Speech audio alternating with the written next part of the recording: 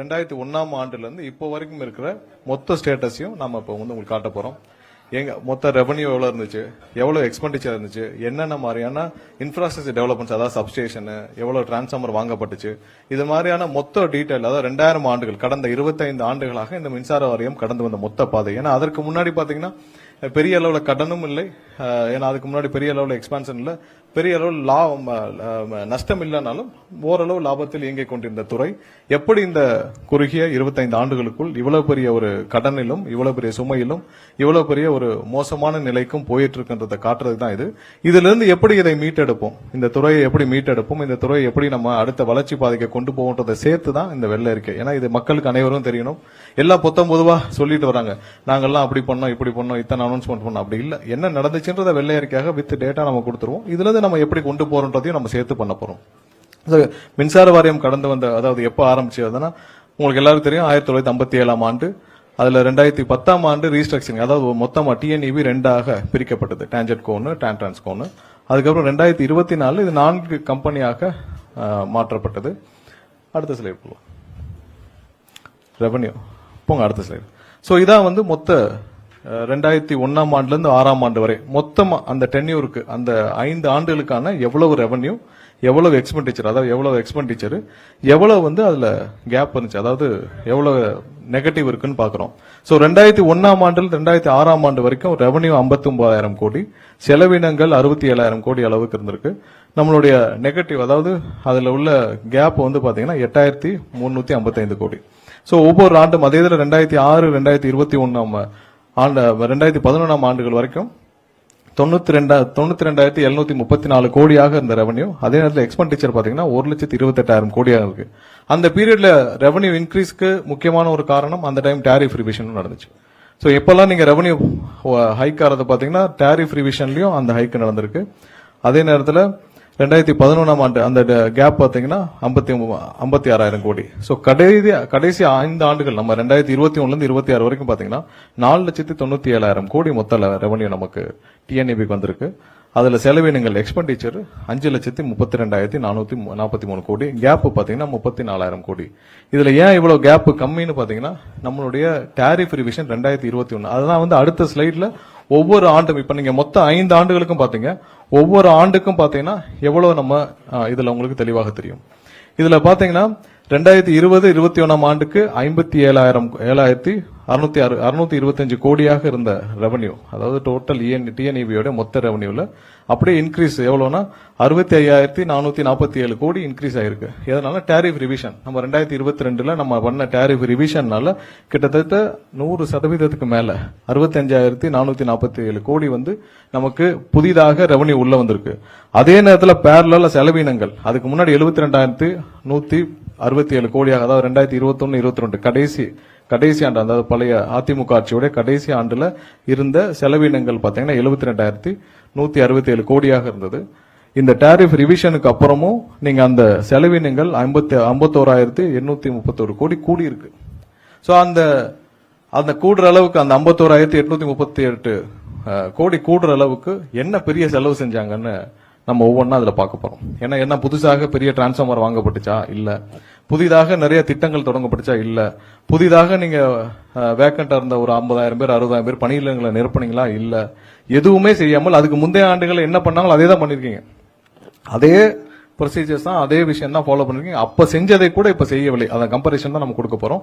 So அப்ப என்ன செஞ்சாங்களோ அதை கூட செய்யல. அப்படி இல்லாமல் எப்படி நீங்க 51,000 கோடி, அதாவது ரெவன்யூ டாரிஃப் ரிவிஷன் பண்றதே வந்து பாத்தீங்கன்னா அந்த கம்பெனி நஷ்டத்தில் இயங்குது, டாரிஃப் ரிவிஷன் பண்றோம், அதனால ரெவன்யூ அதிகரிக்குது, அதனால வந்து கடன் சுமை குறையும், ரெவன்யூ அதிகரிக்குது, நம்மளுடைய எக்ஸ்பென்ஸும் குறையணும். இதோட இன்டென்ஷன் தான் நம்ம டாரிஃப் ரிவிஷன் பண்றது. டாரிஃப் ரிவிஷன் பண்றதும் சப்சிக்வெண்டா அதே அளவு நீங்க 51,000 கோடி எக்ஸ்பெண்டிச்சரும் கூடுறது வந்து நம்ம ரொம்ப கவனிக்கப்பட வேண்டிய விஷயம். எப்படி கூடுச்சு, அதனால என்ன பண்ணீங்க? 51,000 கோடி ரெவன்யூ, நீங்க 65,000 கோடி ரெவன்யூ வந்த பிறகும் அதனால அந்த டிஎன்இபிக்கு எந்த பிரயோஜனமும் இல்ல. அதே அளவு நீங்க வந்து அந்த கேப் வேணா 933 கோடியாக குறைஞ்சிருக்கு. பட் இந்த 65,000 கோடினால இன்க்ரீஸ்னால பொதுமக்களுக்கு தான் கஷ்டப்பட்டிருக்காங்களே தவிர்த்து டிஎன்இபியோட செலவினங்கள் 51,000 கோடி அதிகரிச்சிருக்கு. அந்த அதிகரிச்சது என்ன பண்ணாங்க போன அரசு, அதுதான் வந்து நம்ம பார்க்க போறோம். எதுவுமே பெருசா பண்ணல. முந்தைய ஆண்டுகள் என்ன பண்ணாங்களோ அதை விட கம்மியா தான் இவங்களோட இன்ஃப்ராஸ்ட்ரக்சர் டெவலப்மெண்ட் இருந்திருக்கு, ஹையரிங்கும் அப்படித்தான் இருந்திருக்கு. அதாவது வேலைக்கு எடுப்பதும் அதே அளவு தான் இருந்திருக்கு. அது அடுத்தடுத்த ஸ்லைட்ல பார்ப்போம். சோ இதை நம்ம ஹைலைட் பண்ண வேண்டிய நினைச்சது என்னன்னா, இவ்வளவு அதிகமான ரெவன்யூ வந்து இந்த காலகட்டத்தில் தான் வந்திருக்கு. கடந்த 5 ஆண்டுகள் தான் அதிகமான ரெவன்யூ. நீங்க அந்த கேப் பாத்தீங்கன்னா தெரியும். 2005-6 கடைசியான அந்த முந்தைய 2001 2006 ஆண்டால கடைசி 2005 இருந்து 2006 வரைக்கும் ரெவன்யூ வந்து 16,000 கோடி. அதே நேரத்தில் செலவினங்கள் 15,678 கோடி. 2010-11 அந்த திமுக ஆட்சியுடைய அப்ப இருந்த ரெவன்யூ வந்து 22,635 கோடி. அப்பயும் டாரிஃப் ரிவிஷன் 2010ஆம் ஆண்டு பண்ணிருக்காங்க. அதான் நம்ம சைட்ல போறோம் எப்பப்ப டாரிஃப் ரிவிஷன் பண்ணிருக்காங்கன்னு சொல்லிட்டு. அதே 2015-16 அந்த அதிமுக ஆட்சியோட கடைசி ஆண்டுல 52,212 கோடி வந்து ரெவன்யூ வந்திருக்கு. சப்சிக்யூட்டா எக்ஸ்பெண்டிச்சரும் 58,266 கோடி இருந்திருக்கு. சோ இதெல்லாம் போக இந்த 5 ஆண்டுகளில் எக்ஸ்பெண்டிச்சர் மட்டும் பெரிய லெவல் இவ்வளவு ஹைப் ஆனது. நம்ம வந்து அதுல என்ன செலவு பண்ணாங்க நம்ம பார்ப்போம். நெக்ஸ்ட். சோ இதான் மொத்த கடன், டிஎன்இபி மொத்த கடன். அதாவது முதலாவதாக 2000 ஆண்டுகளுக்கு முன்னாடி இது டிஎன்இபியா இருந்துச்சு. அப்போ 6,492 கோடி. 2001 இருந்து 2006 வரைக்கும் 2,831 கோடி வந்து கடன் வாங்கப்பட்டுள்ளது. எந்தெந்த டிபார்ட்மெண்ட்டுக்கு எப்படி வாங்கினாங்கன்னு இருக்கு. இதுல கடைசி பாத்தீங்கன்னா 2021 இருந்து 26 வரைக்கும் 87,399 கோடி வந்து கடன் மட்டும் வாங்கப்பட்டிருக்கு. நீங்க ரெவன்யூ உள்ள வந்திருக்கு, எக்ஸ்பெண்டிச்சரும் அதிகமாயிருக்கு, கடனும் அதிகமாக வாங்கப்பட்ட ஆண்டு. நீங்க 87,399 கோடி கடனும் அதிகமாக வாங்கப்பட்டுச்சு. அதே நேரத்தில் நீங்க ரெவன்யூ அடிஷனலா கிட்டத்தட்ட 67,000 கோடி அடிஷனல் ரெவன்யூ உள்ள வந்திருக்கு. அதே நேரத்தில் எக்ஸ்பெண்டிச்சர் செலவினங்களும் அதிகமாயிருக்கு. சோ இது அனைத்தும் இவ்வளவு தூரம் டிஃபரன்ஸ் வேற எந்த ஆண்டுகள்லயும் வரல. இந்த ஒரு ஆண்டுகள் தான் 87,000 கோடி. அப்படி நீங்க பண்ணிருந்தீங்கன்னா நீங்க இன்னும் தமிழகத்தில் இருக்க அனைத்து இடத்திற்கும் போதுமான அளவு இன்ஃப்ராஸ்ட்ரக்சர் டெவலப்மெண்ட் பண்ணிருக்கணும், போதுமான அளவு புது ப்ராஜெக்ட்ஸ் பண்ணிருக்கணும், போதுமான அளவு சப்ஸ்டேஷன்ஸ் பண்ணிருக்கணும். இன்னைக்கு நம்ம எவ்வளவு ஷார்டேஜ் 400க்கு மேல சப்ஸ்டேஷன் ஷார்டேஜ் இருக்கு. அது போக நம்மளுடைய லைன்ஸ் எல்லாமே இருக்கு. எங்கேயுமே மீட்டர் உடனே கிடைக்கிறது இல்ல, எல்லா இடத்துலயும் ஷார்டேஜ் இருக்கு. அது போக வேக்கன்ட் போர்ஷன் மட்டும் 70,000க்கு மேல இருக்கு. சோ இதெல்லாம் நீங்க ஃபில் பண்ணிருந்தீங்கன்னா இவ்வளவு செலவு பண்ணிருக்கீங்க, இவ்வளவு கடன் வாங்கியிருக்கீங்க, எல்லாம் பண்ணிருக்கீங்க, எதுவுமே இவங்க பண்ணல. அதையும் நம்ம அடுத்தடுத்த ஸ்லைட்ல பார்ப்போம்.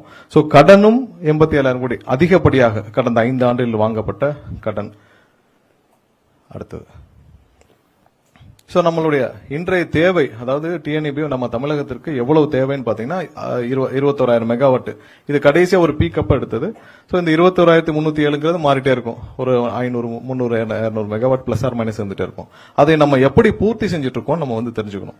சோ இந்த 21,300 மெகாவாட்டை வந்து நம்ம அரௌண்ட் நம்மளுடைய சொந்த ஓன் ஜெனரேஷன் மூலமாக, அதாவது நம்மளுடைய ஹைட்ரோ தெர்மல், அப்புறம் நம்மளுடைய கேஸ், நம்மளுடைய சொந்த டிஎன்இபியோடைய கார்பரேஷனுடைய ஜெனரேஷன் கார்பரேஷனுடைய இது மூலியமாக அரௌண்ட் ஒரு 3,495 மெகாவாட் நமக்கு வருது. அது இல்லாமல் தமிழகத்துக்குள்ளே உற்பத்தி செய்யறாங்கல்ல, அதாவது சோலார், விண்டு, இப்ப கேப்டிவ்லாம் இருக்காங்க. சோ அதன் மூலமாக நம்ம அவங்ககிட்ட பர்ச்சேஸ் பண்றோம். வெளியில இருந்து தமிழகத்துக்குள்ளே இருந்து நம்ம பர்ச்சேஸ் பண்றோம். அது வந்து 4,246 மெகாவாட் வந்து நம்ம வந்து பர்ச்சேஸ் பண்றோம். என்னென்ன ரேட்டுக்கு பர்ச்சேஸ் பண்ணணும் நம்ம அதுல சைட்ல போட்டிருக்கோம். இது ஆவரேஜ் பிரைஸ் தான். ஆவரேஜ் பிரைஸ் தான். நம்ம வந்து ஒரு சில வெண்டர்ட்ட மாத்தி வாங்குவோம். பட் ஆவரேஜா பாத்தீங்கன்னா இப்ப இண்டிபெண்டன்ட்ல வந்து 5.62 ரூபாய்க்கு வாங்கிட்டு இருக்கோம் இது வரைக்கும்.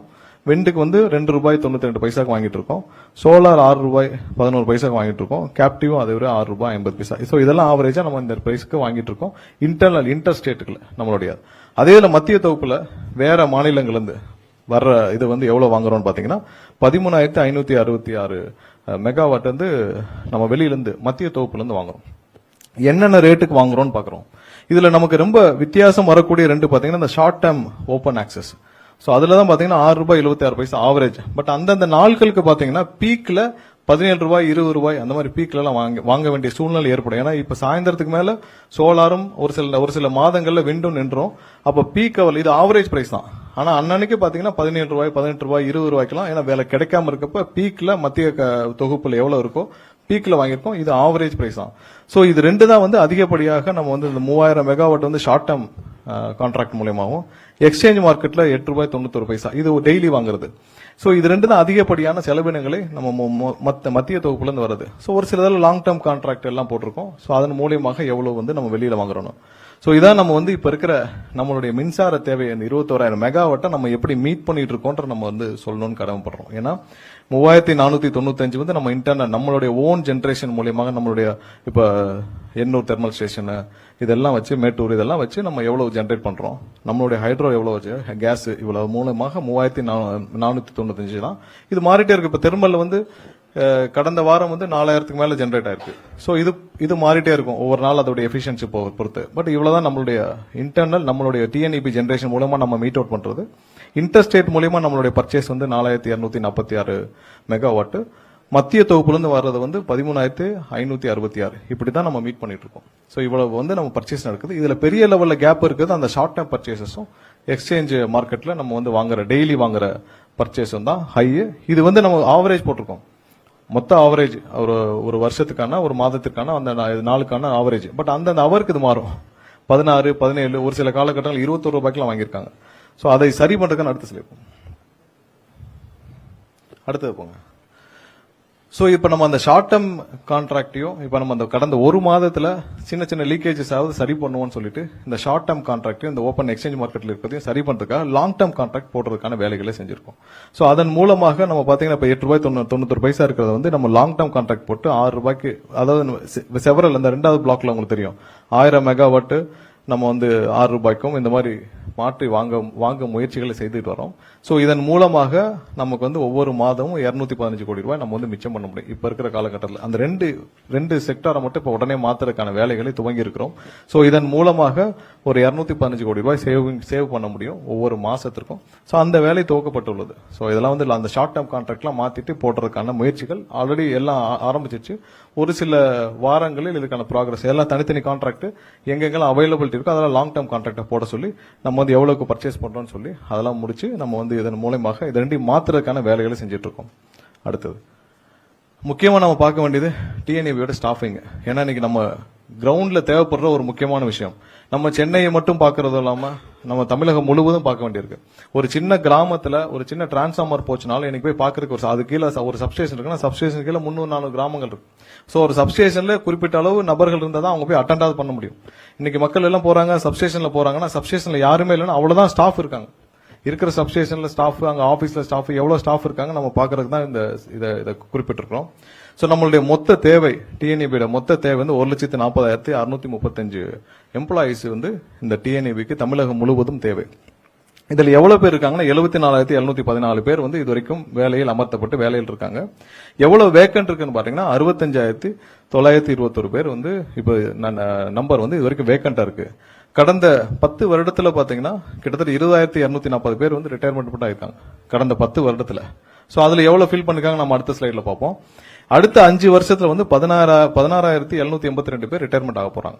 2030க்குள்ள அடுத்த 5 வருஷத்துல நம்ம வந்து 16,782 பேர் வந்து ரிட்டையர்மெண்ட் ஆக போறாங்க. சோ இதெல்லாம் கணக்கில் கொண்டு நம்ம வந்து இதை சரி செய்யும் வேலையை நம்ம வந்த இந்த அரசு பொறுப்பேற்று உடனே முதல் வாரத்திலேயே நம்ம துவக்கப்பட்ட விஷயம் தான் இது. ஏன்னா இது ரொம்ப அலாமிங்கான விஷயம். இதை நம்ம உடனே அட்ரஸ் பண்ணணும். இப்ப 16,000 பேர் சப்சிக்வெண்டா இதுல இருந்து குறைஞ்சிட்டாங்கன்னா நீங்க கிட்டத்தட்ட பாத்தீங்கன்னா அதுல 60,000 கீழே போயிடும். 58,000 பேர் வச்சுன்னா எந்த ஃபங்க்ஷனும் பண்ண முடியாது.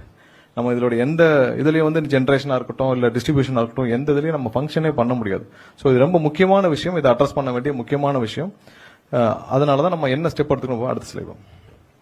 சோ இதுதான் கடந்த ஒரு 5 வருஷங்களா இவங்க அந்த 5 டென்யூரா இந்த கடந்த ஆண்டுகள் 2001 இருந்து 2026 வரைக்கும் எவ்வளவு எம்ப்ளாயிஸ் இருந்தாங்க, எவ்வளவு ரிட்டையர்மெண்ட் ஆயிருக்காங்க, எவ்வளவு இவங்க வந்து வேலைக்கு ஹையரிங் பண்ணிருக்காங்க எடுக்கப்பட்டதுன்னு. சோ நீங்க வந்து 2000 ஆண்டு வரைக்கும் பாத்தீங்கன்னா 200 பேர் அந்த 2000 ஆண்டு அதுல இருந்து பாத்துக்கலாம். 2001 இருந்து 2006 இந்த கடைசி இதுல பாத்தீங்கன்னா 425 பேர் வேலைக்கு எடுக்கப்பட்டுள்ளார்கள் 2001 இருந்து 2006 வரைக்கும். அப்ப வந்து மொத்தம் எவ்வளவு எம்ப்ளாயிஸ் இருந்தாங்கன்னா அந்த முதல் அதிமுக ஆட்சி 2001 இருந்து 2006 வரைக்கும் 93,722 பேர் 21 பேர் இருந்திருக்காங்க. எப்போ 2001 அவ்வளவு பேர் வேலைக்கு இருந்திருக்கிறார்கள். அப்ப வந்து ரிட்டையர்மெண்ட் அந்த வருஷம் அந்த 5 வருஷம் ரிட்டையர்மெண்ட் ஆனவங்க 27,000 பேர். அப்ப நீங்க இதையும் சேர்த்து நீங்க கடைசியில பாத்தீங்கன்னா 425 பேர் தான் அந்த வருஷம் வேலைக்கு எடுக்கப்பட்டுள்ளார். அதே இதுல 2006 2011 திமுக ஆட்சியில் நீங்க வந்து மொத்தம் இருந்த எம்ப்ளாயி பாத்தீங்கன்னா 78,228 பேர் அப்ப இருந்தது. அதுல அந்த 5 வருஷத்துல 18,522 பேர் ரிட்டையர்மெண்ட் ஆயிருக்காங்க. 6740 பேர் தான் அப்போ ஹைரிங் நடந்திருக்கு. ரிட்டையர்மெண்ட் ப்ரொபோசிஷனும் பாத்துக்கோங்க, growth ப்ரொபோசிஷனும் பாத்துக்கோங்க. ஏற்கனவே இருந்த அதிமுக ஆட்சியில் இருந்த 93,000 பேர் கூட தக்க வைக்கப்படவில்லை. அந்த அளவுக்கு கூட தக்க வைக்கப்படவில்லை. அதுக்கடுத்து இந்த திமுக ஆட்சியில் 78,000 பேராக அங்க ரிட்டையர்மெண்ட்டும் 18,000 பேர் போயிட்டாங்க. புதிதாக 6700 பேர் தான் வேலைக்கு எடுக்கப்பட்டது. அடுத்தது 2011-16 அந்த அதிமுக அரசு அந்த டைம்ல பாத்தீங்கன்னா 79,908 பேர் இருந்தாங்க. அதுல 10,000 பேர்கிட்ட ரிட்டையர்மெண்ட் ஆயிருக்காங்க. 9,729 பேர் வந்து வேலைக்கு எடுக்கப்பட்டுள்ளது. 2016-2021 ஆண்டு கால அந்த டென்யூர்ல 953 பேர் வேலையில் இருந்தார்கள். அதுல 9,800 பேர் வந்து ரிட்டையர்மெண்ட் ஆயிருக்காங்க. அதுல 9,613 இது கடைசி அவங்க எடுத்த அந்த ஃபீல்ட் அசிஸ்டண்டா எடுத்தது. சோ அது இப்பவும் வேலைக்கு இருக்காங்க. அதுக்கு இல்லாமல் கடந்த 5 ஆண்டு அதாவது இவங்களுடைய ரெவன்யூவும் பல மடங்கு இன்க்ரீஸ் ஆகியும் இவங்களுடைய எக்ஸ்பெண்டிச்சரும் இன்க்ரீஸ் ஆகியும் கடனும் 89,000 கிட்ட கடனும் வாங்கியப்பட்டும் இவர்கள் வேலைக்கு எடுத்தது 343 பேர் மட்டும்தான். சோ 343 பேர் மட்டும்தான் இவங்க வந்து வேலைக்கு எடுத்தாங்க. இதுதான் இப்ப இருக்கிற நம்ம இருக்கிற பக்கா டேட்டா. அதாவது இவங்களுடைய ரெவன்யூ இன்க்ரீஸும் நம்ம பார்த்திருக்கோம். எவ்வளவு வந்து கிட்டத்தட்ட 100% மேல அந்த டாரிஃப் சேஞ்சுக்கு அப்புறம் பொதுமக்கள் ஒவ்வொருத்தரும் கஷ்டப்பட்டு கட்டின பணத்துல டாரிஃப் அவங்களுடைய ரெவன்யூ இன்க்ரீஸும் 60,000 கோடிக்கு 69,000 கோடி கிட்ட ரெவன்யூ இன்க்ரீஸ் ஆயிருக்கு.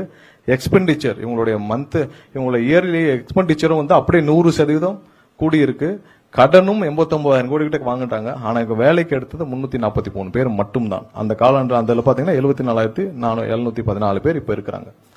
சோ ரிட்டையர்மெண்ட் மட்டும் 9,136 பேர் வந்து ரிட்டையர்மெண்ட் ஆயிருக்காங்க.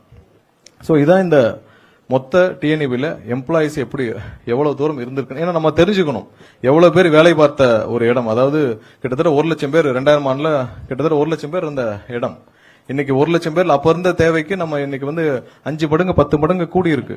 நம்மளுடைய மின்சார தேவை நம்மளுடைய எவ்வளவு எண்ட் யூசர்ஸ் கன்சியூமர்ஸும் கூடி இருக்காங்க, எல்லாம் கூடி இருக்காங்க. இன்னும் 2 மடங்காக கூடி இருக்க வேண்டிய எம்ப்ளாயிஸ் தேஞ்சு கடைசியில் நம்ம 74,000 நிக்கிறோம். 25 ஆண்டுகளுக்கு பிறகு நம்ம வந்து 30 ஆண்டுக்கு பின்னாடி போயிருக்கோம். இதான் நம்ம வந்து இந்த 25 ஆண்டுகளை நம்ம திரும்ப நம்ம குறிப்பிட்டதுக்கு முக்கிய காரணம் எப்படி தேஞ்சிட்டு வந்ததுன்னு நம்ம காட்ட வேண்டியிருக்கும். ஏன்னா இது ஒரு பெரிய எக்ஸ்பென்ஸ் இல்ல. எம்ப்ளாயிஸ் வந்து பெரிய எக்ஸ்பென்ஸ் இல்ல. இன்னைக்கு வந்து 10,000 கோடி செலவினங்கள் ஆகுதுன்னா அது பெரிய எக்ஸ்பென்ஸ் இல்ல. ஏன்னா இந்த துறைக்கு அவங்க தான் முக்கியம். கீழ இருந்து களத்திலிருந்து மக்களோடு அவங்க பணியாற்றுறது அவங்க தான் முக்கியம். சோ அதுல கூட போக்கஸ் பண்ணாமல் மற்ற விஷயங்களில் போக்கஸ் பண்ணனாலதான் இவ்வளவு கடன் சுமையும் இவ்வளவு செலவினங்களும் இவ்வளவு தூரம் இந்த துறை வளர்ச்சி அடையாமல் போனதுக்கு முக்கிய காரணம் கடந்த 25 ஆண்டுகளாக இந்த துறை கடந்து வந்த பாதை தான். கம்ப்ளீட் மிஸ்மேனேஜ்மெண்ட், கம்ப்ளீட்டா வந்து வளர்ச்சியை நோக்கி எந்த விஷயமும் செலுத்தப்படவில்லை. எல்லாமே வந்து பர்ச்சேஸ்ல தான் போயிருக்காங்க. புதிதாக எந்த திட்டங்களும் பெரிதாக துவங்கப்படவில்லை. நம்ம இதுவரைக்கும் 4,000 மெகாவாட் 5,000 மெகாவாட் கூட சொந்தமாக நம்ம உற்பத்தி செய்யலன்னா அப்புறதுக்கு இவ்வளவு பெரிய வேலையை நம்ம செஞ்சிருக்கணும். இன்னைக்கு தனியார் வந்து தமிழ்நாட்டில் இன்வெஸ்ட் பண்ணி அவங்க 30,000 மெகாவாட் 40,000 மெகாவாட் சோலார்ல எல்லாரும் ரெனியூபிள் எனர்ஜில அவங்க ஜெனரேட் பண்ணிட்டு போறாங்க. ஏன் நம்ம பண்ணல? நம்ம பண்ணிருக்க வேண்டிய விஷயத்த தனியார்கள் வந்து இங்க பண்ணிட்டு போறாங்க. தனியார்களை அனுமதித்து அவர்கள் மூலமாக இன்டைரக்டா நம்ம லாபம் சம்பாதிச்சதை மட்டும்தான் இவங்க வந்து இந்த 25 வருஷமா பண்ணிருக்காங்க. வேற எதுவுமே பண்ணல. ப்ரீவியஸ்ல இருப்பாங்க, நான் அதை சொல்லிடுவோம். முன்னாடி போங்க. முன்னாடி இந்த இதுல இதான் நம்ம பார்க்க வேண்டியது. அதாவது தனியார்கள் மூலியமாக நம்ம இவ்வளவு வாங்க வேண்டியிருக்கு. அப்புறம் நம்ம என்னைக்கு வந்து நம்மளுடைய சொந்த தொகுப்புல நம்ம 3,495 மெகாவாட் தான் நம்மளுடைய சொந்த தொகுப்புல நம்மளுடைய உற்பத்தியிலே இருக்கு. அப்போ இவ்வளவு வருஷமாக இப்ப நீங்க மொத்தமாக தமிழ்நாட்டில் ரெனியூபிள் எனர்ஜில இது வரைக்கும் வந்து இங்க இன்வெஸ்ட் பண்ணவங்க மட்டும் 35,000-40,000 கோடிக்கு மேல இன்வெஸ்ட் பண்ணிருக்காங்க. ஏன் நம்மளுடைய அரசு துறை அதில் கவனம் செலுத்தவில்லை? கடந்த 25 ஆண்டுகளாக நம்ம வெளியில பர்ச்சேஸ் பண்றோம், மத்திய தொகுப்புல பர்ச்சேஸ் பண்றோம். ஏன் இங்க இருக்கிறவங்களுக்கே நம்ம வந்து இதுக்கப்புறம் இங்க இருக்கிற உள்நாட்டு இதுலயே வந்து இங்க இருக்கிற உற்பத்தியில ஏன் அதிகமா பர்ச்சேஸ் பண்ணல? ஏன் ரேட்டு பாத்தீங்கன்னா சோலார் ரேட்டு 6.11 பைசா இது வரைக்கும் போடப்பட்ட தொகுப்பு, இது ரொம்ப ஹையஸ்ட் ரேட்டு. அதுல ஏன்ற காரணத்தை இன்டைரக்டாக என்னன்னா நடுவில் நிறைய அக்ரிகேட்டர்ஸ், ஒவ்வொரு சோலாருக்கும் நல்ல உற்பத்தியாளர் 1 மெகாவாட் 2 மெகாவாட் உற்பத்தியாளர் இருக்காங்க. நடுவில் நிறைய அக்ரிகேட்டர்ஸ், அவர்கள் மூலியமா தான் இந்த அரசு பர்ச்சேஸ் பண்ணுது. எங்கேயுமே டைரக்டா உற்பத்தி செய்யறவர்கிட்ட பர்ச்சேஸ் பண்ணல. நடுவில் நிறைய அக்ரிகேட்டர்ஸ் மூலமா தான் இவ்வளவு ஹையஸ்ட் பிரைஸ் எல்லா இடத்துலயும் வந்திருக்கு. அடுத்து போயிடலாம். அந்த எம்ப்ளாயிஸ் இது போங்க. சோ இதான் இது வரைக்கும் எவ்வளவு எம்ப்ளாயிஸ் இருந்தாங்க, இதுல எவ்வளவு கடந்து வந்த பாதை, எவ்வளவு தூரம் இந்த ஒரு ஸ்னாப்ஷாட்டே உங்களுக்கு தெரியும் எவ்வளவு தூரம் இந்த துறை தேஞ்சிட்டு வந்திருக்குன்னு. சோ இருக்கிற இடங்களையே மேனேஜ் பண்ண முடியாத அளவுக்கு ஒருத்தர் வந்து இப்ப 2000 ஆண்டு கிட்டத்தட்ட 99 ஒரு லட்சம் பேர் இருந்திருக்காங்க. 99,484 பேர் இருந்த இடத்துல இன்னைக்கு 74,000 பேர் தான் இருக்காங்கன்னா ஒருத்தர் வந்து 3 பேர் 4 பேர் செய்யக்கூடிய வேலையை செய்யறாங்க. அதிகப்படியான பணி சுமை உள்ள ஒரு துறையாக இருக்கு. ஏன்னா அவங்க டே டு டே அவங்க களத்துல இருந்தாகணும். ஒரு ஃபியூஸ் போச்சுன்னா போகணும், டிரான்ஸ்ஃபார்மர் போச்சுன்னா போகணும், ஃபியூஸ் ஆஃப் போச்சுன்னா போகணும். களத்துல போய் தினமும் களத்துல போய் வேலை, ஆபீஸ்ல உட்காந்து வேலை பார்க்குற வேலை கிடையாது. எல்லாம் களத்துல நின்று போயிடணும். இப்ப சர்வீஸ் கொடுக்குறாங்க, ஏன் டிலே ஆகுது? ஆள் இல்ல. டெய்லி சர்வீஸ் ரெக்வஸ்ட் அவ்வளவு வருது, யாரு போய் கொடுக்கறது? ஒரு ஆள் வந்து 10 பேர் வேலை செய்யறாங்க. அதனாலதான் சர்வீஸ் உடனே கொடுக்க முடியல. மீட்டர் பாக்ஸ் பொறுத்தவரைக்கும் ஏன் டிலே ஆகுது? ஆள் இல்ல. சோ இதெல்லாம் தான் வந்து இதற்கான காரணம். இதை முறையாக அட்ரஸ் பண்றதுக்கு பெரிய விஷயமே இல்லை. சோ அதான் அடுத்து நம்ம என்ன செஞ்சிருக்கோம் கடந்த 3 வாரத்தில் நம்ம சொல்ல போறோம். நெக்ஸ்ட் ஸ்லைட் போங்க. சோ நம்மளுடைய இப்போ கரண்ட் வேக்கன்ட்ல இந்த அரசு பொறுப்பேற்றவுடன் முதலாவதாக முதலமைச்சர் சந்திச்சு பேசியவுடன் அரை மணி நேரத்தில் நேற்று சொன்னோம்ல, அரை மணி நேரத்தில் 15,000 பேரை வேலைக்கு எடுக்கிறதுக்கு நம்மளுடைய முதல்வர், தமிழக முதல்வர் அண்ணன் விஜய் அவர்கள் வந்து ஒப்புதல் அளித்தார். இந்த ஆண்டுக்குள் அந்த 15,000 பேர் வேலைக்கு கண்டிப்பாக எடுக்கப்படுவார்கள். அதுக்கடுத்து பண்ண ஒரு இவங்க கடந்த ஆட்சியில் பண்ண ஒரு பெரிய பிளண்டர் என்னன்னா, கேங்பன் வந்து 2021 ஒரு 5,391 பேர் எடுத்தாங்க. அதுல என்ன கண்டிஷன்ல எடுத்தாங்கன்னு தெரியல. எப்பவும் இவங்க தான் ஓசியில யாரும் எடுக்கிறது இல்லையா, எல்லாம் ஒரு கிரைட்டீரியா இருக்கும். ஒரு எடுக்கணும்னா யாரும் வந்து ₹1 கொடுக்காம கூட உள்ள வர முடியாது. சோ எல்லாத்துக்கும் ஒரு கிரைட்டீரியா வச்சு பழைய கவர்மெண்ட், அதாவது 2021 ஒரு கிரைட்டீரியா வச்சு ஏதோ வாங்கிட்டு 5,391 பேரை அவர்கள் எடுத்திருக்கிறார்கள். இந்த கடந்த 5 ஆண்டுகளாக அவர்களை அப்படியே டிராப் பண்ணிட்டாங்க. சோ 5 ஆண்டுகளாக அவர்கள் பட்ட வேதனை கொஞ்சம் நஞ்சம் இல்ல, இந்த 5,391 பேரும்.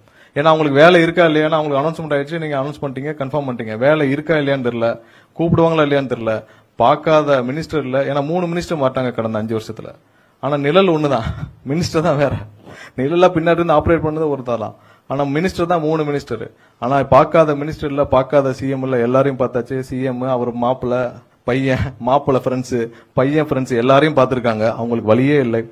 இப்ப முதல்வரிடம் பேசி அந்த 5,391 பேரையும் சேர்த்து 20,449 பேர் இந்த ஆண்டு அவர்களை கண்டிப்பாக வேலையில் எடுக்கப்படுவார்கள்.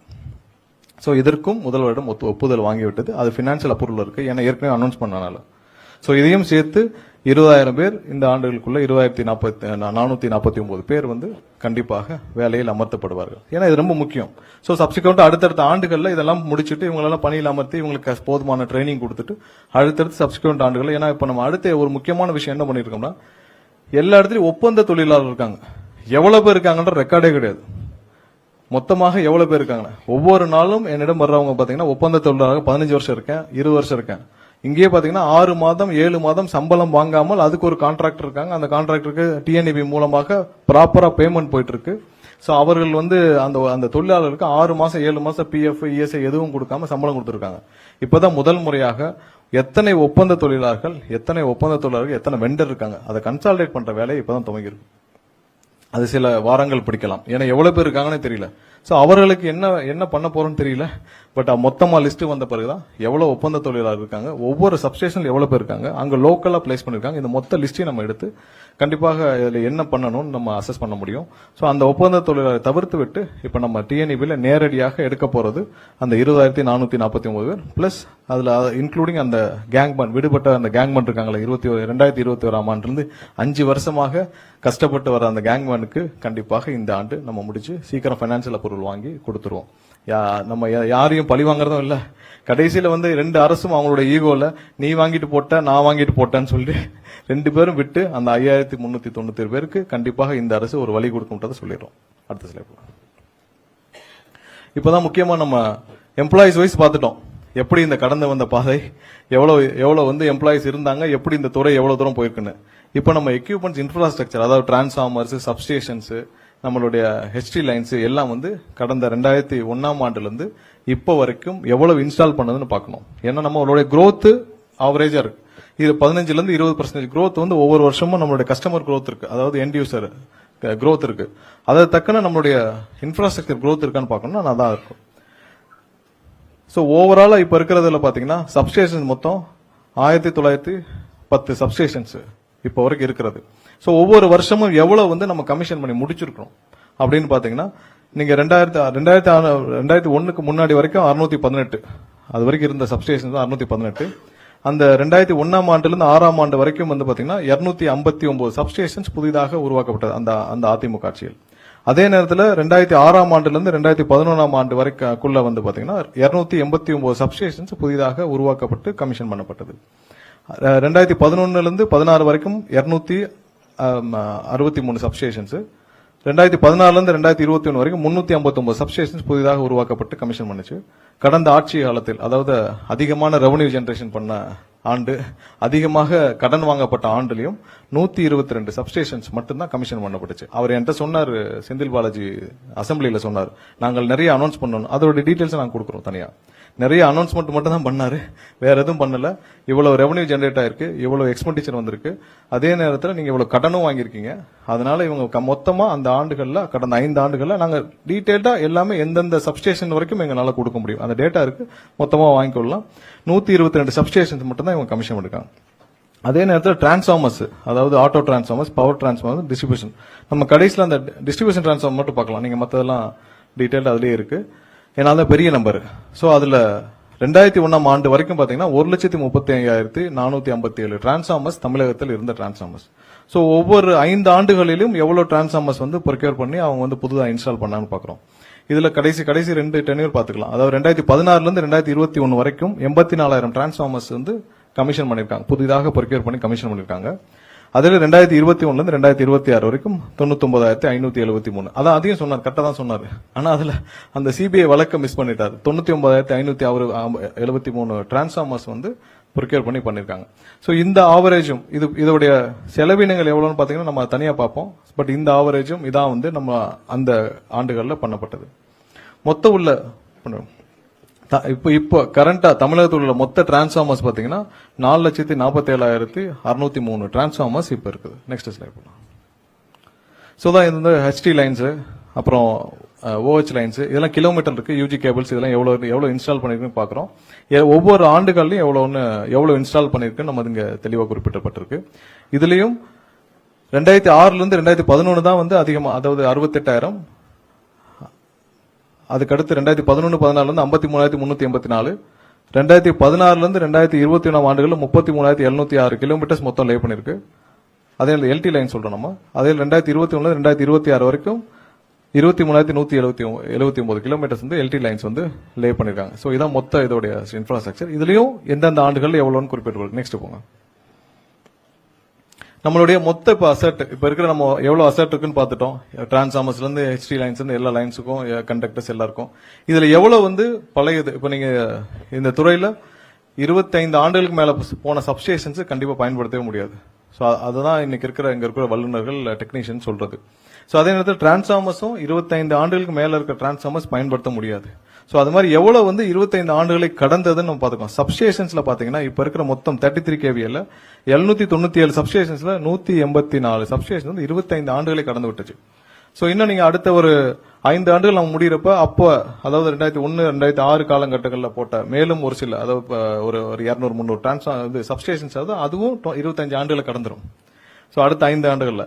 சோ அதே 110 kVல பாத்தீங்கன்னா கிட்டத்தட்ட 50%, 970ல 449 வந்து 25 ஆண்டுகளை கடந்து விட்டது. சோ இதான் அந்த டிரான்ஸ்ஃபார்மர்ஸ். அதே டிரான்ஸ்ஃபார்மர்ஸ்ல பாத்தீங்கன்னா இப்ப இருக்கிற 4,47,603 டிரான்ஸ்ஃபார்மர்ல 42,000 டிரான்ஸ்ஃபார்மர் வந்து 25 ஆண்டுகளை கடந்து விட்டது. 20 ஆண்டுகளை கடந்தாலே அதோடைய ஒர்க்கிங் கெப்பாசிட்டி குறைஞ்சிரும். 25 ஆண்டுகளை கடந்தது வந்து 42,808 டிரான்ஸ்ஃபார்மர்ஸ் இருக்கு. அப்ப 20 ஆண்டுகளை கடந்ததுன்னு பார்த்தா இன்னொரு 50,000 டிரான்ஸ்ஃபார்மர்ஸ் இருக்கும். சோ இதான் வந்து இன்னைக்கு இருக்கிற பெரிய ப்ராப்ளம். அதாவது நம்ம லோட தாங்க முடியல, எல்லா இடத்துலயும் கஸ்டமர்ஸ் அதிகரிச்சிட்டாங்க, டிரான்ஸ்ஃபார்மர்ஸ் இல்ல. அந்த ஒரு பழைய 25 ஆண்டுகளுக்கு முன்னாடி இருந்த டிரான்ஸ்ஃபார்மர் வந்து இப்போ அதே கெப்பாசிட்டி ரன் பண்ண முடியல. இதனாலதான் அங்கங்க லோ வோல்டேஜ் இந்த இஷ்யூஸ் எல்லாம் இருக்கு. சோ இதை ரீப்ளேஸ் பண்றது, இதை எப்படி சரி பண்றோம் நெக்ஸ்ட் அடுத்த ஸ்லைட் போலாம். சோ இப்ப இருக்கிற இந்த சப்ஸ்டேஷன்ஸ் எல்லாம் ரிப்பேர் பண்றதுக்கான எவ்வளவு திட்டங்கள் இதை நம்ம இந்த ஆண்டே தொடங்க போறோம். அதாவது எந்தெந்த ரீஜியன்ல, இப்ப சென்னை, கோயம்புத்தூர், இது நம்மளுடைய 12 ஜோன் இருக்கு, 12 ரீஜியன் இருக்கு நம்மளுடைய டிஎன்இபில. சோ அதை வந்து ரிப்பேரும் அப்கிரேடும், ஏன்னா பழைய சப்ஸ்டேஷன்ஸ் எல்லாம் நம்ம வந்து அப்கிரேட் பண்ண வேண்டிய உடனடி கட்டாயத்தில் இருக்கிறோம். சோ அதற்கு எவ்வளவு மொத்தம் வந்து பட்ஜெட் பார்த்தீங்கன்னா 8,318 கோடி வந்து பழைய சப்ஸ்டேஷன்ஸை புதுப்பிக்கும் பணிகள், அதை ரிப்பேர் பண்ற பணிகளை நம்ம உடனடியாக துவக்க போகிறோம். இதையும் இப்ப முதல்வரிடம் ஒப்புதல் வாங்கிவிட்டோம். அடுத்தது நெக்ஸ்ட் போங்க. சோ இப்போ ஆன்கோயிங், இப்போ வேலை நடந்துட்டு இருக்கிற சப்ஸ்டேஷன்ஸ் பாத்தீங்கன்னா 121 சப்ஸ்டேஷன்ஸ் வந்து இப்போ ஒர்க் இன் ப்ராக்ரஸ்ல இருக்கு. மொத்தம் அதாவது கடந்த ஆட்சியில அவங்க அனௌன்ஸ் பண்ண 423 சப்ஸ்டேஷன்ஸ்ல வந்து பாத்தீங்கன்னா 32 கமிஷன் ஆயிடுச்சு. 121 வந்து ஒர்க் இன் ப்ராக்ரஸ் இருக்கு. அந்த 121ல பாத்தீங்கன்னா 20 வந்து பழைய 2016-21 ஆரம்பிச்சது இன்னும் முடிவடையாமல் இருக்கு. சோ அதெல்லாம் அப்படியே பெண்டிங்ல இருக்கு. அதையும் சேர்த்து 121 ஒரு ஒர்க் இன் ப்ராக்ரஸ்ல இருக்கு. 270 அனௌன்ஸ்மெண்டா தான் இருக்கு. இன்னும் இடம் ஐடென்டிஃபை பண்ணல. ஃபண்டிங் எல்லாம் இதுல எல்லாம் ஃபண்டிங் எப்படி நடந்துட்டு இருக்கு இது வரைக்கும் பாத்தீங்கன்னா ஃபண்டிங் எல்லாம் வந்து நம்ம லோன்ல தான் அரேஞ்ச் பண்ணி டைப் பண்ணி ஃபண்டிங் பண்ணிட்டு இருக்கோம். சோ இதுக்கு 270 இன்னும் ஸ்டார்ட் பண்ணல, இடமும் ஐடென்டிஃபை பண்ணல. அதையெல்லாம் சேர்த்து இனி வர்ற ஆண்டுகள்ல நம்ம கண்டிப்பாக இதெல்லாம் மீட் எடுக்கிற முதல்ல அந்த ரிப்பேர் ஒர்க்கும் பண்ணுவோம். அது கூட நம்ம புதிய சப்ஸ்டேஷன்ஸ் உருவாக்கும் பணிகளையும் சேர்த்து செய்வோம் அடுத்த ஸ்லைட்ல. சோ நம்ம அடுத்த ப்ரொக்யூர்மெண்ட்ஸ் என்னென்ன பண்ண போறோம் இந்த 2026 2027. ஏன்னா நம்ம உடனடியாக செய்யற வேலையில நம்ம ஹையரிங்கும் வேலைக்கு எடுக்கிறதும் 15,000 பிளஸ் அந்த 5,000 கேங்மேன் 20,000 பேர் எடுக்கிறோம்.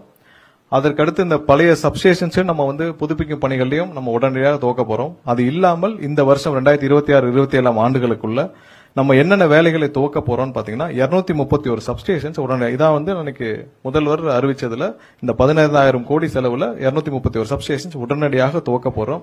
அதுக்கு லேண்ட் அக்யூசிஷன் எல்லாமே முடிஞ்சிருச்சு. உடனடியாக துவக்கும் பணிகள் தான் இப்போ உடனே இருக்கு. அதே நேரத்தில் EHP சப்ஸ்டேஷன்ஸ் வந்து பாத்தீங்கன்னா 1056. அதுக்கப்புறம் கடைசியில் டிரான்ஸ்ஃபார்மர் பார்க்கலாம். 60,000 டிரான்ஸ்ஃபார்மர்ஸ் வந்து இந்த வருஷம் ப்ரொக்யூர் பண்ண போறோம். மீட்டர்ஸ் வந்து 21,70,000 மீட்டர்ஸ். சோ இதெல்லாம் சேர்த்து 21,512 கோடிக்கு இந்த வருஷம் வந்து நம்ம இன்ஃப்ராஸ்ட்ரக்சர் ஸ்டெபிலைசேஷனுக்காக நம்ம செய்ய போற வேலைகள் இந்த ஆண்டு மட்டும். அடுத்த 4 ஆண்டுகள் என்ன செய்ய போறோம்னு இதுல பார்த்தோம். சோ அடுத்த 4 ஆண்டுகள்ல 238 சப்ஸ்டேஷன்ஸ் வந்து நம்ம புதிதாக மேலும் உருவாக்க போறோம். இது இல்லாமல் அடுத்த 4 ஆண்டுகளில் புதிதாக உருவாக்க போறோம். சோ இதெல்லாம் என்னென்ன செய்ய போறோம்னு சொல்லிட்டு இதுல டிரான்ஸ்ஃபார்மர்ஸ் மட்டும் 1,50,000 டிரான்ஸ்ஃபார்மர்ஸ் வந்து பிளான் பண்ணிருக்கோம். ஏன்னா இதை பண்ணாதான் நம்ம அடுத்து வர்ற நம்மளுடைய ரெக்யர்மெண்ட்ஸை நம்மளுடைய கஸ்டமருக்கு கொண்டு போய் சேர்க்க முடியும். ஏன்னா இப்போ நீங்க 4,47,000 டிரான்ஸ்ஃபார்மர் இப்பயே 40,000 டிரான்ஸ்ஃபார்மர் கிட்ட 25,000 பழசு. சோ நம்ம முடிவடையும் படத்துல 1,00,000 20 ஆண்டுகளுக்கு பின்னாடி இருக்கும். சோ அதனால 1,50,000 டிரான்ஸ்ஃபார்மர்ஸ் யாவது நம்ம வந்து பிளான் பண்ணிருக்கிறோம். அடுத்த ஸ்லைட்.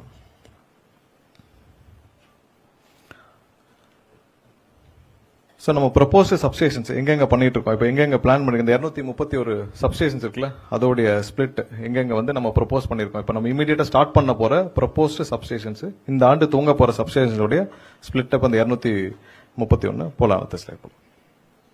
அதான் 2027 இருந்து அடுத்த 4 ஆண்டுகள்ல நம்ம எவ்வளவு சப்ஸ்டேஷன்ஸ் பிளான் பண்ணிருக்கோம்னு சொல்லிட்டு அதோடைய ஸ்பிளிட் அப், அதாவது சென்னை அந்த ரீஜன் வைஸ் நம்ம ஸ்பிளிட் அப், இதுல இடமெல்லாம் ஐடென்டிஃபை பண்ணி ஃபண்ட் எல்லாம் நம்ம லோன் டைப் தான் பண்றோம். லோன் டைப்ல இதை எப்படி பண்ண போறோம்னு சொல்லிட்டு அதுக்கான பிளானிங் மொத்தம் வந்து அடுத்த 5 ஆண்டுகள்ல 469 சப்ஸ்டேஷன்ஸ் வந்து உருவாக்கும் பணிகளை நம்ம இப்போதைக்கு திட்டமிட்டு இருக்கோம்.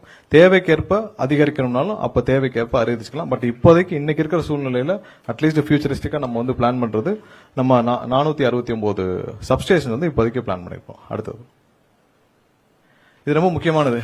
ஏன்னா ஆன்கோயிங் நம்ம வந்து தெர்மல் ப்ராஜெக்ட்ஸ், நம்ம ஹைட்ரல் ப்ராஜெக்ட்ஸ்லாம் நம்ம இருக்கு. சோ இதெல்லாம் நம்ம ரொம்ப கவனிக்க வேண்டிய விஷயம். நிறைய ப்ராஜெக்ட்ஸ் வந்து பல ஆண்டுகளாக 10-15 ஆண்டுகளாக நம்ம வந்து ஆரம்பிச்சிருக்கோம். சோ அது எப்போ முடிக்கணும், எந்த காலாண்டு, எவ்வளவு திட்டமிடல், ஏன்னா ஒவ்வொரு அரசும் மாறி மாறி வந்த காரணத்தினால், இந்த 5 வருஷம் அந்த 5 வருஷம் மாத்தி மாத்தி வந்த காரணத்தினால் சோ நிறைய ப்ராஜெக்ட்ஸ் வந்து அதோடைய கண்டினியூட்டி இல்லாம போன விஷயங்கள் இருக்கு. சோ நீங்க எண்ணூர்ல பாத்தீங்கன்னா 2013 ஆரம்பிக்கப்பட்ட ப்ராஜெக்ட் சுமார் வந்து 9,799 கோடியில திட்டமிடப்பட்டு ஆரம்பிக்க இப்ப டோட்டல் காஸ்ட் இப்ப அடிஷனலா வந்து 7,252 கோடி தேவைப்படுது அந்த ப்ராஜெக்ட் முடிக்கிறதுக்கு. சோ அதற்கான பணியும் இப்ப விரைவாக முதல்வர் அன்னைக்கு ரிவ்யூ பண்ணிட்டு விரைவாக முடிக்கும் பணிகளை துவக்கிட்டு இருக்கோம். அதே தான் உடன்குடிக்கும் இப்ப அடிஷனலா வந்து 818 கோடி தேவைப்படுது. அதுவும் 2013 ஆண்டு ஆரம்பிக்கப்பட்டது. அடுத்த 2 வந்து நம்ம ரொம்ப பேசப்பட வேண்டிய விஷயம் என்னன்னா இந்த ETPS நம்ம இங்க தெர்மல் எக்ஸ்பான்ஷனுக்கு 2012 ஆண்டு ஆரம்பிக்கப்பட்ட அந்த ப்ராஜெக்ட் வந்து திட்டமிடப்பட்ட போது 6,380 கோடியில திட்டமிடப்பட்டு அதுல வந்து 2,871 கோடி செலவுகள் செஞ்சு கடந்த 2 வருஷமா அப்படியே கிடப்பில் போடப்பட்டுள்ளது. ஃபீசிபிலிட்டி இல்ல, என்ன ப்ராப்ளம் தெரியல, அப்படியே கிடப்பில் போடப்பட்டு இது வரைக்கும் அதுல செலவு செஞ்சது மட்டும் 2,871 கோடி செலவு செய்து அப்படியே கிடப்பில் விட்டு விட்டார்கள்.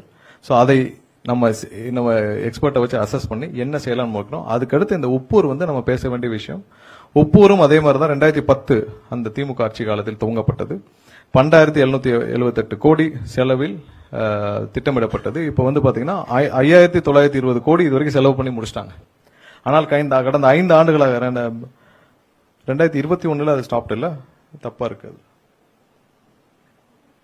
அது 2021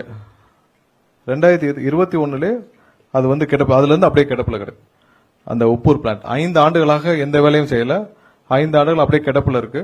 சோ இதையும் முதல்வர் அசஸ் பண்ணி அன்னைக்கு ரிவ்யூ பண்ணி முடிச்சிட்டு உடனடியாக இதையும் முடிக்க சொல்லியிருக்கிறார். ஏன்னா இவ்வளவு செலவு பண்ணியாச்சு மக்களோட வரி பணத்தை எடுத்து. அந்த உப்பூருக்குலாம் வந்து கேட்ட வரைக்கும் அதுக்கு வாங்கின கடனும் செலுத்தப்பட்டு விட்டுச்சான். வாங்கின கடனையும் செலுத்தியாச்சு. ஆனால் அது அனைத்தும் அப்படியே கிடப்பில் போட்டு ஒரு ஓரமாக போட்டு வச்சிருக்காங்க. சோ இவ்வளவு வாங்கின கடந்த 5 ஆண்டுகள் இவங்க வாங்கின கடன், இவங்க இன்க்ரீஸ் பண்ண ரெவன்யூ, இது எதுலயும் இந்த இதுல போக்கஸ் பண்ணவே இல்லை. சோ நம்ம அடிஷனலா ஏதாவது ப்ராஜெக்ட்ஸ் பண்ணாங்களா? இல்ல. அடுத்து போங்க. சோ கடந்த இதுல ஹைடல் ப்ராஜெக்ட்ஸ்ல என்னென்ன இப்ப பம்ப் ஸ்டோரேஜ்ல நிறைய நம்ம போக்கஸ் பண்றோம். ஏன்னா பீக் ஹவர்ஸ் மேனேஜ்மெண்ட்டுக்காக போக்கஸ் பண்றது. அதுவும் வந்து 2016-21 ஆண்டுகள்ல ஆரம்பிக்கப்பட்டது. இந்த குந்தா ப்ராஜெக்ட்ஸும் அதே மாதிரி தான். சோ இதெல்லாம் திட்டமிடப்பட்டு எவ்வளவு அடிஷனல் ரெவன்யூ இப்ப தேவைப்படுது இப்ப இந்த 2 ப்ராஜெக்ட்டுக்கும். சோ இதெல்லாம் விரைவாக இந்த ஆட்சி காலத்தில் முதல்வரும் உத்தரவிட்டிருக்கிறார். சீக்கிரமா முடிச்சு நம்ம துவக்கும் பணிகள்ல இருக்கிறோம். சோ அதெல்லாம் விரைவாக ஆய்வு செய்து அடுத்தடுத்த கட்டத்துல சீக்கிரமா முடிக்கிற வேலையில நம்ம பண்ணிருக்கிறோம். அடுத்தது போங்க. சோ இதுல ப்ரீவியஸ்ல இருக்கும். சோ இந்த 2லயும் பாத்தீங்கன்னா கடந்த 5 ஆண்டுகளாக எந்த புது ப்ராஜெக்டும் ஆரம்பிக்கல. இப்ப இந்த மாதிரி ஏதாவது ப்ராஜெக்ட் ஏதாவது ஹைட்ரல் தெர்மல் ஏதாவது ஆரம்பிச்சிருக்காங்களா, இனிஷியேட் பண்ணிருக்காங்களா? எதுவும் புதிதாக ஆரம்பிக்கப்படவில்லை. எதுவும் புது அனௌன்ஸ்மெண்ட்டும் பண்ணல. எல்லாம் ஐடென்டிஃபைடோட இருக்கு. பிஓ ரிலீஸ் பண்ணிருக்கு. எந்த இதுவும் புதிதாக துவங்கப்படல. அடுத்தது போலாம். சோ நம்ம கடந்த 4 வாரத்துல என்னென்ன, அதாவது எம்ப்ளாயி ரிலேட்டட்ல எவ்வளவு பேர் ஹையர் பண்றதுக்கான நம்ம வேலைகளை துவங்கி இருக்கணும்னு நம்ம சொல்லியிருக்கிறோம். அதே நேரத்துல நம்ம வந்து எவ்வளவு இன்ஃப்ராஸ்ட்ரக்சர், அதாவது எவ்வளவு சப்ஸ்டேஷன்ஸ் புதிதாக துவங்க இருக்கிறோம். அதே நேரத்தில் எவ்வளவு டிரான்ஸ்ஃபார்மர் வாங்க இருக்கிறோம், எவ்வளவு புதிதாக எல்லா எக்யூப்மெண்ட்ஸ் எல்லாம் வாங்க இருக்கு, அனைத்து திட்டமிடலும் செஞ்சு அதற்கான வேலைகள் துவங்கப்பட்டு விட்டுச்சு. அது இல்லாமல் நம்ம இங்க ப்ராசஸ் ஓரியன்டா எவ்வளவு சேஞ்சஸ் நம்ம பண்ணிருக்கோம் நம்ம பாக்குறோம். அதாவது நிறைய அவுட்டேஜஸ் சொல்றாங்க, டெய்லி இவ்வளவு அவுட்டேஜஸ் போகுதுன்னு. சோ அந்த அவுட்டேஜஸ் மக்கள் அனைவரும் தெரிஞ்சுக்கொள்ள வேணும், எவ்வளவு அவுட்டேஜஸ் ஒவ்வொரு நாள் இருக்குன்னு சொல்லிட்டு. சோ அதற்காக கடந்த ஒரு வாரமாக டெய்லி டேஷ்போர்டு எவ்வளவு அவுட்டேஜஸ், அதாவது எந்தெந்த இடத்துல பவர் ஃபெயிலியர் ஆகுது, எவ்வளவு அவுட்டேஜஸ் நம்ம பப்ளிஷ் பண்ணிட்டு வரோம். சோ அதுல எவ்வளவு நேரத்துல அதை ரெக்கவர் பண்றாங்க, எந்தெந்த இடத்துல அவுட்டேஜஸ் ஆகுதுன்னு சொல்லிட்டு நம்ம பப்ளிஷ் பண்ணிட்டு வரோம். இதுவரை நான் பார்த்தவரை 52 இருந்து 55 இடங்கள் அதிகமாக அவுட்டேஜஸ் தமிழ்நாடு முழுவதும். அது எவ்வளவு நேரத்துல ரெக்கவர் பண்றதும் சேர்த்து நம்ம பப்ளிஷ் பண்ணிட்டு வரோம். அது ஒரு புது இனிஷியேட்டிவ். அதுக்கடுத்து கிரீன் ரெனியூவபிள் எனர்ஜில இந்த சோலார், விண்ட்மில் இதெல்லாம் பாத்தீங்கன்னா நம்ம அப்ளிகேஷன்ஸ் இது முன்னாடி எப்படி போயிட்டு இருக்குன்னு தெரியும். பார்ட்டி ஃபண்ட் ரொம்ப கோவம் வந்தது நிறைய பேருக்கு. சோ இந்த ரெனியூவபிள் எனர்ஜில இது வரைக்கும் அப்ளிகேஷன் கொடுத்த எல்லாருக்கும் நீங்க போய் கேட்டீங்கன்னா தெரியும் பார்ட்டி ஃபண்ட் என்னன்னு அவங்க சொல்லுவாங்க. இப்பவும் பார்ட்டி ஃபண்ட் கொடுத்துட்டு ஏதாவது கிடைக்காம இருந்துச்சுன்னா கண்டிப்பா சொல்லலாம். அவர்களுக்கு தேவையான அந்த பார்ட்டி ஃபண்ட் யார்கிட்ட கொடுத்தாங்களோ அதை வாங்கி நாங்கள் திரும்ப கொடுக்கறதுக்கும் தயாராக இருக்கிறோம். சோ அந்த பார்ட்டி ஃபண்டை கொடுத்துட்டு அதுல பெரிய சிக்கல் இருந்த துறை வந்து அந்த கிரீன் எனர்ஜில சோலார்ல. சோ அதுல ஒரு மெகாவாட்டுக்கு இதுவரை ஒரு பெரிய அளவுல 20-25 லட்சம் ரூபாய் வாங்கிட்டு தான் இது வரைக்கும் அப்ளிகேஷன் உள்ள போயிருக்கு. அப்புறம் கமிஷனிங், அந்த இடம் உங்களுக்கு ஏறது வர்றது எல்லாமே சேர்த்து தான் அந்த கிரீன் எனர்ஜில போயிட்டு இருந்துச்சு. சோ அதை டிரான்ஸ்பரண்டா ஆக்கும் முயற்சியாக நம்ம வந்து அதுக்கான ஒரு அப்ளிகேஷன் கிரியேட் பண்ணிருக்கோம். முதல் கட்டமாக நம்ம என்ன போறோம்னா பேட்டரி ஸ்டோர்டு போறோம்.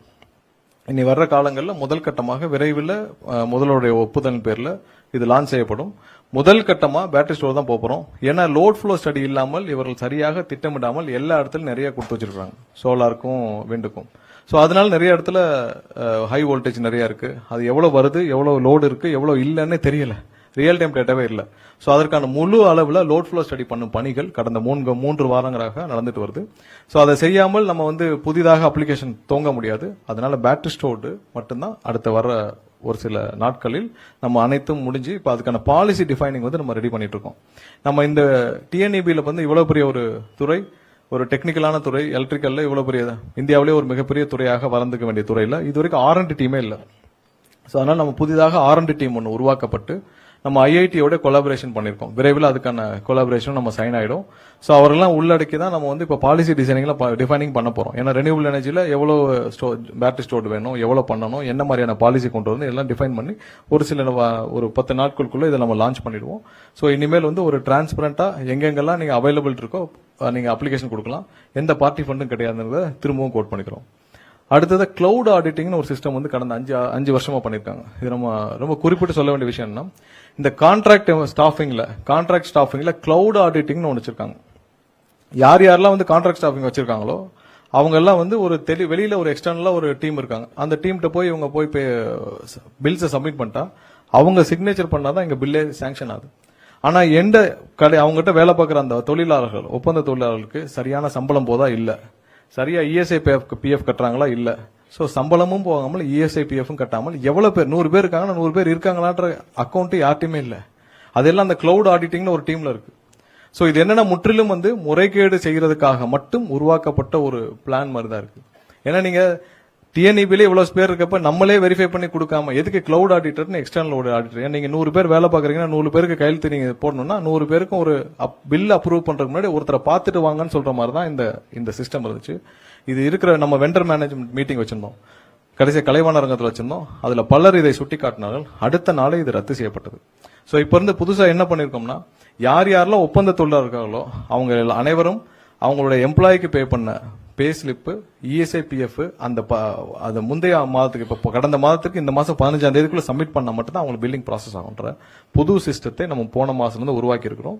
அது இந்த மாசத்துல இருந்து யாரெல்லாம் எம்ப்ளாய் ஒப்பந்த தொழிலாளருக்கு அவங்களுடைய சம்பளத்தை அவங்க பேங்க் அக்கௌண்ட்ல கிரெடிட் பண்ணிட்டு இஎஸ்ஐ பிஎஃப் கட்டினால் மட்டும்தான் அவர்களுக்கு பில்லிங் இங்க ப்ராசஸ் செய்யப்படும். நான் நிறைய பேர் என்ன வந்து சந்திச்சாங்க, 6 மாசம் சம்பளம் வராமல் இருக்கிறாங்க. ஆனா அவங்களுக்கு முறையாக டிஎன்ஏபில இருந்து அந்த வெண்டருக்கு போயிருக்கு. 6 மாசமா சம்பளம் வாங்க இதே பில்டிங்ல என்கிட்ட வந்து 4-5 பேர் பார்த்தாங்க. சோ அதற்கப்புறம் தான் இதுக்கு உடனடியாக நடவடிக்கை எடுக்கப்பட்டு யாரெல்லாம் அந்த மாதிரி தொழிலாளர்களை ஏமாற்றிருக்காலும் அவங்க மேலே கிரிமினல் கம்ப்ளைண்ட் கொடுக்கப்பட்டிருக்கு. இது வரைக்கும் ஒரு சில பேர் மேல கொடுத்திருக்கோம், நடவடிக்கையும் எடுப்பதற்கான நோட்டீஸ் எல்லாம் அனுப்பப்பட்டிருக்கு. இதை யாரும் தவறும் பட்சத்தில் எம்ப்ளாய்க்கு அந்த ஸ்டாச்சுரரி கம்ப்ளைண்ட்ஸ்ல யார் மிஸ் பண்றாங்களோ அவங்க மீது கடுமையான நடவடிக்கை எடுக்கும் பணிகள் கண்டிப்பாக டிஎன்ஏபி துவங்கும். ஏன்னா எந்த இடத்துலயும் தொழிலாளர்கள் ஒப்பந்த தொழிலாளர் யாரும் பாதிக்க விட மாட்டோம், அதுல உறுதியா இருக்கணும். அதுதான் இந்த ப்ராசஸை நீக்கிவிட்டு கடந்த மாதத்துல இருந்து எல்லாமே வந்து அப்ளிகேஷன்ல கொண்டு வந்தாச்சு.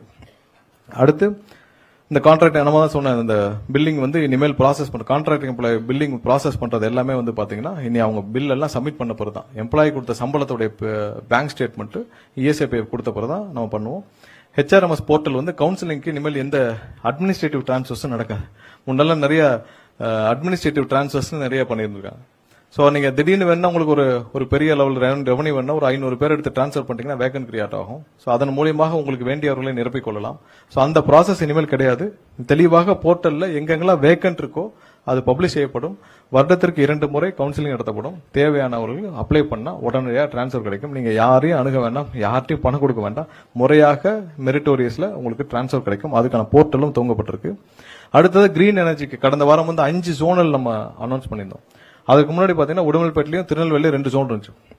அந்த 2 ஜோன் மூலியமா தான் அனைத்து விஷயங்களும் நடைமுறைப்படுத்து. அதாவது நீங்க அப்ளிகேஷன் அந்த ஒரு மெகாவாட்டுக்கு எவ்வளவு கொடுக்கணுமோ அந்த ஜோனு, அங்க அந்த ஜோன்ல எம்ப்ளாயிஸ் இருக்காங்க இல்ல நிறைய புரோக்கர்ஸ் தான் இருந்தாங்க. சோ அப்ளிகேஷன் ஃபில் பண்றது ஒருத்தர், அதை ப்ராசஸ் பண்ற ஒருத்தர், கையெழுத்து போடுற மட்டும் தான் நம்ம டிஎன்இபி. சோ அது அனைத்தும் டிஸ்மேண்டில் பண்ணப்பட்டு நீங்க ஃபீல்டு விசிட் இதற்கு மட்டும் 5 ஜோனலாக பிரிச்சு உடனடியாக அவங்களுக்கு போய் ஃபீல்டு விசிட் பண்ணணும். இதெல்லாம் பண்றதுக்காக 5 ஜோனா பிரிச்சு கடந்த வாரம் அனௌன்ஸ் பண்ணிட்டோம்.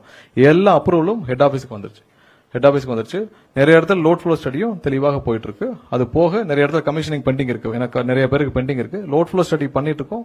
அதெல்லாம் உடனடியாக கொடுக்கப்பட்டது. கடந்த வாரம் 2-3 நாட்களாக யாருக்கெல்லாம் அந்த சோலார்ல முடிச்சு கமிஷனிங் பெண்டிங் இருக்கோ அவங்களுக்கு உடனடியாக கொடுக்கப்பட்டு வருது. அடுத்ததா எம்ப்ளாயி ரிலேட்டடா எவ்வளவு தூரம் இந்த 25 ஆண்டுகளாக இங்க வேலை பார்த்த ஊழியர்களை எப்படி இவ்வளவு நடத்த முடியுமோ பல முந்தைய அரசுகள் அவ்வளவு மோசமாக. ஏன்னா ஒரு ப்ரொமோஷன் என்ன வந்து பார்த்தவங்க சொன்னாங்க 20 ஆண்டுகளாக ஒரே கிரேட்ல இருக்கேன், 18 ஆண்டுல ஒரே கிரேட் இருக்காங்க. கடைசி நாள் அவங்க ப்ரொமோஷனுக்கு முதல் நாள் அவங்க ரிட்டையர் ஆகிறதுக்கு முதல் நாள் ப்ரொமோஷன் கொடுத்து ரிட்டையர் பண்ணோம். அது எவ்வளவு பெரிய தவறு. ஒருத்தர் வந்து ஒரு பணியில சேராங்க ஒரு நிறுவனத்தை நம்பி ப்ரொமோஷன் நேரத்துக்கு கொடுக்க முடியலன்னா அப்புறம் எதுக்கு கவர்மெண்ட் ரன் பண்ணிட்டு எம்ப்ளாயிஸ்க்கு தேவையான அந்த நேரத்தில் கொடுக்கலன்னா அப்புறம் எதுக்கு அந்த நிறுவனம் நடக்கணும். சோ அவங்களுக்கு தெளிவாக அவங்களுக்கு தேவையானது செஞ்சு விட்டு அவங்க ஏன் வந்து அக்கறை இல்லாம வேலை பார்க்க போறாங்க. சோ அதை நிவர்த்தி செய்யும் விதமாக இந்த 4 வாரத்தில் வந்து ஒரே ஷார்ட்டா நம்ம வந்து 383 பேருக்கு வந்து ப்ரொமோஷன்ஸ் நம்ம அப்பாயின்ட் பண்ணிக்கணும். நேத்து கொடுத்த 383 பேர், அந்த 18 பேர் மொத்தம் 401 அப்பாயின்மெண்ட் ஆர்டர்ஸ் ஒரே ஷாட்ல நேத்து கொடுத்தோம். முதல்வர் கொடுத்தாரு.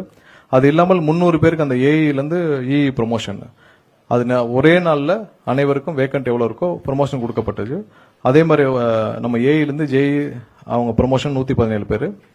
அடுத்து இந்த கேங்மேன் டிரான்ஸ்ஃபர்ஸ் ரெக்வஸ்ட் 3440 பேருக்கு. பல ஆண்டுகளாக இவங்க யாரை சந்திச்சா நீங்க தேவையான பார்ட்டி ஃபண்ட் கொடுக்காம ஒரு டிரான்ஸ்ஃபரும் நடக்காது. அது உங்களுக்கு எல்லாருக்கும் தெரியும்.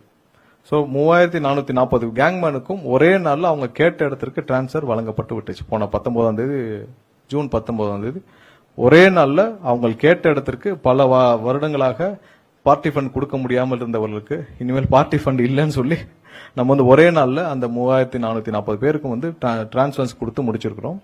அது இல்லாமல் இந்த 2012 பேட்ச், அப்ப இந்த ஏஇ பேட்ச் வந்து கிட்டத்தட்ட 700 பேருக்கு மேல இருக்காங்க. சோ அவர்களை வேலைக்கு எடுக்கிறப்பே ஒரு மிகப்பெரிய குளறுபடியில் எடுத்தார்கள். அவர்களுக்கான ப்ரொமோஷன்ஸ் வந்து பல கோர்ட் ஆர்டர்ல இருந்து பெண்டிங் இருக்கு. அவர்களுக்கும் நம்ம ஆல்ரெடி நோட்டிபிகேஷன் கொடுத்துட்டோம். விரைவாக முடிக்கப்பட்டு இன்னும் ஒரு மாதத்துக்குள் அவங்களுக்கும் ஒரே ஷாட்ல அந்த 700 பேருக்கும் வேக்கண்ட் எவ்வளவு இருக்கோ அதை பார்த்து ப்ரொமோஷன் கொடுக்கப்படும்.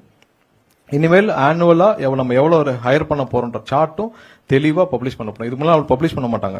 இப்ப நேத்து நம்ம போட்ட 401 பேருக்கு வேலைக்கு, இதுக்கு முன்னாடி அவங்க வேலைக்கு எடுக்கிறாங்கன்னா 10 பேரா தனியா கூப்பிட்டு உங்களுக்கு வேலைக்கு எடுக்க போறோம், நீங்க பார்த்து எவ்வளவு பண்ணுங்கன்னு சொல்லி கண்ணுக்கு தெரியாமல் நியமனங்கள் நடந்துட்டு வந்தது. சோ இது இனிமேல் அப்படிலாம் கிடையாது. ஆனுவலா நம்ம பப்ளிஷ் பண்ணுவோம். அந்த பப்ளிஷ் பண்ணதுபடி அவங்க டிஎன்பிஎஸ்ல போவாங்க. மெரிட்டோரியஸா கண்டிப்பா ஹைரிங் முடியும். இப்ப இந்த நம்ம 15,000 அந்த 5,000 அப்படிதான் இருக்க போகுது. எங்கெங்க வேக்கன்ட் இருக்கோ அது தக்கனதான் ஒரே ஃபார்முலா தான் எல்லாத்துக்கும் இருக்கும். எந்த பாகுபாடும் இருக்காது. சோ அதை நம்ம பப்ளிஷ் பண்ண போறோம். எல்லாமே இந்த வர்ற காலங்கள் எல்லாமே டிரான்ஸ்பரண்டா இருக்கும். சோ இதெல்லாம் தான் இந்த கடந்த 3 வாரங்கள் இந்த அரசு, முதல்வர் அண்ணன் விஜய் தலைமையிலான அரசு உத்தரவின் பேர்ல இது நடந்த விஷயங்கள். இந்த டிஎன்இபில நம்ம எடுத்த புது இனிஷியேட்டிவ்ஸ். அடுத்த ஸ்லைட் போலாம்.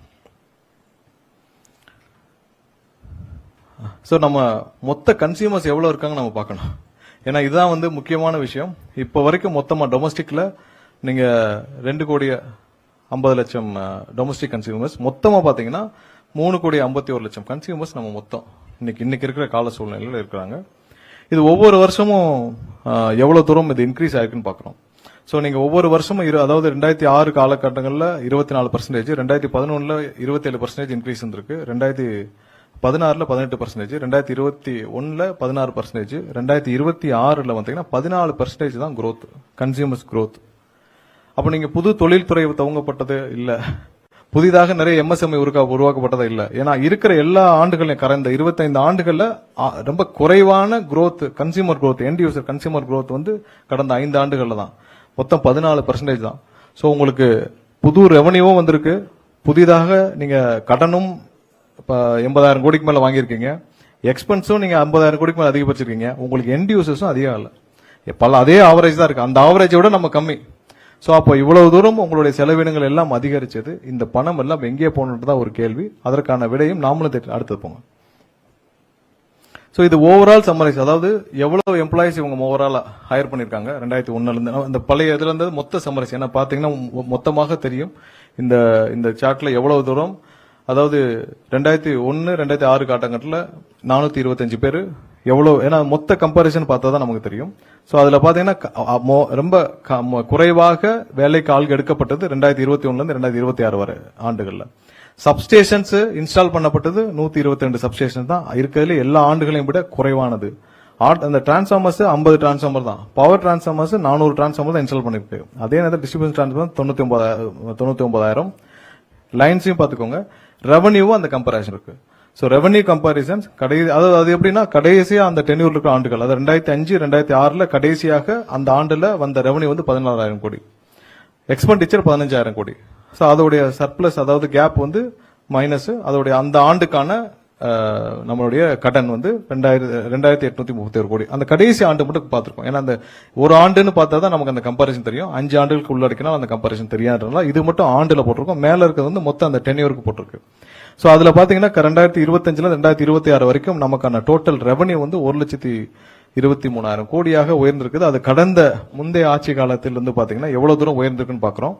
எவ்வளவு தூரம் எக்ஸ்பெண்டிச்சரும் செலவினங்களும், அதாவது நீங்க ஒரு டாரிஃப் இன்க்ரீஸ் பண்றோம், அந்த டாரிஃப் இன்க்ரீஸ் பண்ற பெனிஃபிட்ட மக்களும் அனுபவிக்கல, டிஎன்இபி அனுபவிக்கல. யார் அனுபவிச்சாங்கன்னா அந்த 3 அமைச்சரை தான் கேட்கணும். போன ஆட்சி காலத்துல அந்த 3 அமைச்சரை கேட்கணும். அந்த 3 அமைச்சருக்கும் சேர்த்து ஒரு நிழலா இருந்த யாரா, இல்ல அந்த குடும்பமா, இல்ல மாப்பிள்ளையா, பையனா, யாருன்னு நம்ம தான் பார்க்கணும்.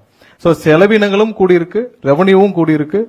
அதுல கேப், அதுல கடனும் பாத்தீங்கன்னா 87,000 கோடி கடனும் வாங்கப்பட்டிருக்கு. நீங்க அதுக்கு என்ன பண்ணீங்க? வேலைக்கு ஆள் எடுத்தீங்களா? இல்ல 343 பேர் தான் வேலைக்கு ஆள் எடுத்தீங்க. சப்ஸ்டேஷன் என்ன பண்றீங்க? 122 சப்ஸ்டேஷன் தான் பண்ணிருக்கீங்க. எவ்வளவு கொள்முதல் பண்றீங்க? என்ன வந்த கொள்முதல்ல நீங்க என்ன பண்ணீங்கன்னு எல்லாம் தெரியும். டிரான்ஸ்ஃபார்மர்ல 99,000 டிரான்ஸ்ஃபார்மர்ல 44,000 டிரான்ஸ்ஃபார்மருக்கு ஏற்கனவே சிபிஐ வழக்கு தொடுத்திருக்கு. நீங்க அங்க 1,400 கோடிக்கு வாங்கின டிரான்ஸ்ஃபார்மர்ல 397 கோடி ரூபாய் நீங்கள் முறைகேடு செய்ததாக, அரசுக்கு இழப்பு ஏற்பட்டதாக அந்த ஒரு டிரான்ஸ்ஃபார்மர் ப்ரொக்யூர்மெண்ட்ல மட்டும் உங்களுக்கு கம்ப்ளைண்ட் இருக்கு. சோ மத்ததே நீங்க எந்த லட்சத்துல வாங்குனீங்கன்னு கேட்டதான் அவர்கள் புரிய வேண்டிய விதத்தில் அவர்கள் புரிய வேண்டும். ஏன்னா இவர்கள் எல்லா விஷயத்தையும் இவ்வளவு இன்க்ரீஸ் இருந்தும், இவ்வளவு டாரிஃப் இன்க்ரீஸ் இருந்தும், இன்னைக்கு ஒவ்வொரு நாளும் பொதுமக்களும் எம்எஸ்எம்இ செக்டார்ஸ் தொழில்துறையினரும் படுற கஷ்டம் எல்லாம் இந்த டிஎன்ஏபியோட நம்மளுடைய டாரிஃப் இன்க்ரீஸ் மூலமா தான். ஏன்னா தொழில்துறை எல்லாருக்கும் பெரிய கஷ்டம் டாரிஃப் இன்க்ரீஸ் ஆயிடுச்சு. அவங்களுக்கு ஒவ்வொரு நாளும் நிறைய கைத்தறிகள், விசைத்தறிகள், இவங்க தொழிற்கூடங்கள், எம்எஸ்எம்இ செக்டார்ஸ் எல்லாரும் படுற பெரிய துயரம். எனக்கு தெரிஞ்சு பல ஆயிரக்கணக்கான எம்எஸ்எம்இ செக்டார்ஸ் க்ளோஸ் பண்ணதுக்கு முக்கிய காரணம் நம்மளுடைய டாரிஃப் இவ்வளவு ஹைக் ஆனது காரணம். ஏன்னா அவங்களுக்கு டாரிஃப், கமர்ஷியல் டாரிஃப் எவ்வளவுன்னு அவங்களால சொல்ல முடியாது. ஏன்னா இவங்க போட்ட ப்ராசஸ்ல ஒவ்வொரு ஆண்டும் இன்க்ரீஸ் பண்றது மாதிரியான டாரிஃப் ப்ராசஸ்ல கொண்டு வந்துட்டாங்க. சோ ஒவ்வொரு ஆண்டும் பாத்தீங்கன்னா இன்க்ரீஸ் ஆகும். அதை இந்த ஆண்டு செய்ய போவது இல்லை. அது தெளிவா குறிப்பிட்டுக்கிறோம். இந்த ஆண்டு டாரிஃப் ஹைக் இல்லை, அதற்கான கையெழுத்துகள் போட போறது இல்லை. இதை போன வருஷமே செஞ்சிருக்கலாம், அதுக்கு முந்தின வருஷம் செஞ்சிருக்கலாம். யாரு மேலேயாவது பழிய போடுறது. உங்களுக்கு தேவை ரெவன்யூ இன்க்ரீஸ் ஆகுது, அந்த ரெவன்யூ இன்க்ரீஸ் வச்சு நீங்க உங்களுக்கான எக்ஸ்பெண்டிச்சரையும் அதிகரிச்சுக்கிறீங்க, அந்த செலவினங்களை அறிவிச்சுக்கிறீங்க. யாரு கஷ்டப்பட்டானா? மக்கள் கஷ்டப்பட்டா என்ன? TNEB employees கஷ்டப்பட்டானா? டிஎன்இபி துறை கஷ்டப்பட்டானா? எது கஷ்டப்பட்டாலும் என்ன? உங்களுக்கு தேவையான டாரிஃப் இன்க்ரீஸ். போன வருஷமே இவர்கள் அந்த டாரிஃப் நாங்கள் செஞ்சிருக்கிறோம். முதல்வர் அண்ணன் விஜய் தலைமையிலான அரசு இந்த வருஷம் டாரிஃப் ஹைக் பண்ண போறது. இது இந்த இன்க்ரீஸ் இருக்காது. அதற்கான அனௌன்ஸ் மட்டும் இப்பயே சேர்த்து சொல்லிடுறோம். சோ டாரிஃப் ஹைக் இருக்காது. அந்த அதிகபட்சமாக 6% இந்த வருஷம் நம்மளுடைய இது படி பாத்தீங்கன்னா இண்டெக்ஸ் படி நம்ம 3.57 நம்ம இன்க்ரீஸ் பண்ணிருக்கணும். அதை செய்ய போவது கிடையாது. சோ இந்த வருஷம் அதற்கான கையெழுத்துகள் இட போவதில்லை. அதை நிறுத்திருக்கோம். ஏதாவது அவங்க வேற ஏதாவது அடுத்த ஆக்ஷன் சொன்னாங்க நம்ம பாத்துக்கலாம். பட் இந்த வருஷம் அதை செய்ய போவதில்லை. சோ இந்த மொத்த ஸ்லைட் இதுல நம்ம சொல்ல வந்த விஷயம், மக்களும் கஷ்டத்தில் இருந்தார்கள், தொழில்துறையும் கஷ்டத்தில் இருந்தது, அதே நேரத்தில் இந்த துறையும் டிஎன்இபி துறையும் கஷ்டத்தில் இருந்துச்சு. ஆனால் இந்த அரசியல் இருந்தவர்கள் மட்டும் இந்த மொத்தமும் இந்த இன்க்ரீஸ் எல்லாத்தையும் எங்க போச்சுன்றதான் நம்மளுடைய கேள்விகளா இருக்கு. அதற்கான விடையை நம்ம எல்லா இடத்துலயும் தேடிட்டு இருக்கோம். ஏன்னா எல்லாமே செலவினங்களாக காட்டப்பட்டிருக்கு. ஒவ்வொன்றும் செலவினங்களாக காட்டிருக்கு. அடுத்து போங்க. ஏன்னா புதிதாக இவங்க எந்த இதுவும் புது ப்ராஜெக்டும் ஆரம்பிக்கல. சோ இவ்வளவு தூரம் டிஃபரன்ஸ், 1 லட்சம் கோடிக்கு மேல நீங்க கடன் எல்லாம் சேர்த்தீங்கன்னா கிட்டத்தட்ட 1,80,000 கோடி கிட்ட எங்க போச்சுன்னு தான் நம்மளுடைய கேள்விகள். அடுத்து மேல சோ நம்மளுடைய இந்த ஓவரால் இதுல என்ன பண்ண போறோம் நம்ம, அதாவது நம்ம இந்த 2026-27 நம்ம அந்த 15,000 பேரை வேலைக்கு எடுக்கிறோம். அதன் மூலமாக 597 கோடி நமக்கு அதிகமான செலவுகள் ஏற்படும். கேங்மேனுக்கும் அந்த 97,000 கோடி செலவினங்கள் அதிகமா இருக்கும். நம்ம இப்ப அவங்களை வேலைக்கு எடுக்க போறோம், ப்ரொக்யூர்மெண்ட் பண்றோம். அதுக்கான மொத்த காஸ்ட் அங்க அந்த முன்னாடி ஸ்லைட் இருந்த மொத்த காஸ்ட். சோ மொத்தமாக இந்த அரசு இந்த வருஷத்தில் 49,532 கோடி நம்ம இன்வெஸ்ட் பண்ண போறோம். இது எல்லாத்துக்கும் நம்ம சப்ஸ்டேஷன்ஸ் எல்லாத்துக்கும் சேர்த்து. சோ நம்ம சொல்றோம் 49,000 கோடி நாங்க செலவு பண்ண போறோம்னா எதுல செலவு பண்ணிக்கிறோம் காட்டுறோம். நாங்க இந்த 231 சப்ஸ்டேஷன்ஸ் ஆன்கோயிங் சப்ஸ்டேஷன்ஸ் கம்ப்ளீட் பண்ண போறோம். பழைய ப்ராஜெக்ட்ஸ் எல்லாம் நம்ம முடிக்க போறோம். பெண்டிங் அந்த அடிஷனல் ரெவன்யூ தேவைப்படுற ப்ராஜெக்ட்ஸ் சேர்த்து முடிக்க போறோம். எவ்வளவு ப்ரொக்யூர் பண்றோம்னு காட்டிட்டோம். இந்த ஒரு ஆண்டு மட்டும் 49,000 இன்வெஸ்ட் பண்ணணும்னா இதை முடிக்கிறதுக்கு 2 ஆண்டுகள். ஏன்னா சப்ஸ்டேஷன்ஸ்ல உங்களுக்கு தெரியும் 2 ஆண்டுகள் ஆகும். இதை முடித்தாலே இன்னைக்கு இருக்கிற தேவையா, அதாவது போதுமான அளவுக்கு நமக்கு தேவையான அந்த இடையூறுகளை நம்ம சமாளிக்க முடியும். சோ இது மாதிரியான எந்த திட்டமிடலும் பழைய ஆண்டுகள்ல பண்ணல. நம்ம சொல்லிருக்கோம் இந்த வருஷம் இதை பண்ண போறோம். 49,000 கோடின்றது நீங்க உங்களுடைய அந்த ஒரு ஆண்டுகளில் நீங்க வாங்கின செலவு, அதாவது அடிஷனல் ரெவன்யூ அந்த 69,000 கோடி, அடிஷனல் காஸ்ட் 50,000 கோடி, அது இல்லாமல் 89,000 கோடி கடன், இது எல்லாம் சேர்த்தாலே இதுல அதுல நம்ம ஒரு 25% 30% தான் இப்ப நம்ம ஸ்டெபிலைஸ் பண்றதுக்கான வேலைகளை செய்ய போறோம். அது இல்லாமல் இந்த 5 வருஷம் ஸ்டெபிலைஸ் பண்றதுக்கான 49,000 கோடி இந்த வருஷம் இன்வெஸ்ட் பண்ண போறோம். சோ இதுக்கு தேவையான அளவு நம்ம கடனாக தான் பெற போறோம். தேவையான இடத்துல கடன் லோன் டைப் தான் பண்ண போறோம். அதற்கு எப்படி பண்ண போறோம்னு நம்ம வர காலங்களில் திட்டமிட்டிருப்போம். ஆனா லோன் டைப்ல தான் பண்ண போறோம். லோன் டைப்பும் ப்ராப்பரா ஸ்பெண்ட் பண்ணணும். நம்மள மாதிரி 80,000 89,000 கோடி வாங்கிட்டு புதிய இன்வெஸ்ட்மெண்ட்டும் இல்ல, புதிதாக ப்ரொக்யூர்மெண்ட் இல்ல, புது சப்ஸ்டேஷனும் இல்ல, புதிதாக எந்த திட்டமும் இல்ல, புதிய வேலைக்கு எடுத்தீங்களா 343 பேரை மட்டும்தான் வேலைக்கு எடுத்துறாங்க. சோ எந்த இதுவும் ஒழுங்காக செய்யாமல் இந்த துறை இந்த இடத்திற்கு வந்ததற்கான காரணத்தை நம்ம சமாளிச்சுக்கோங்க. அடுத்த ஸ்லைட் போங்க.